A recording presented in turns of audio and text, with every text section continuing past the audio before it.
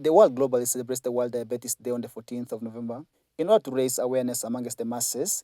This comes at a time where the prevalence rates are said to be on the rise, and data from Uganda Diabetes Federation considers Uganda to be one of the leading 48 countries in the world, with growing and related cases of diabetes, attributed to factors such as lifestyle changes and late diagnosis.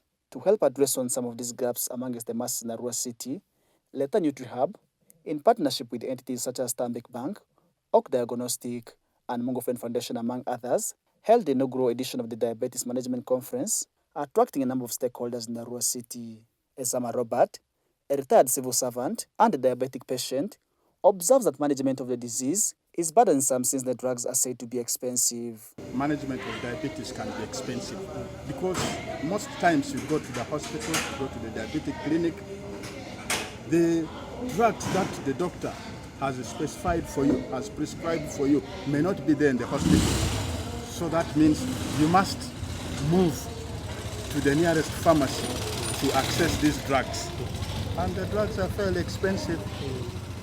Ezama, however, appreciates the organizers of the conference for enriching their knowledge in the management of the sickness in terms of nutrition. Enriched our knowledge about management of diabetes because it is all about nutrition in relation to the management of diabetes. So I have learned a lot today, particularly about those foods with a low glycemic index which we people require and those of high glycemic index which we should avoid. So I have benefited a lot.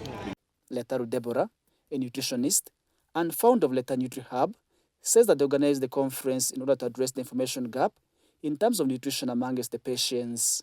There are very many controversies and myths and information that people don't understand that is going around when it comes to management of diabetes. So we thought it wise to organize this to address controversies regarding diabetes and also to bridge the gap, the knowledge gap when it comes to nutrition in diabetes management.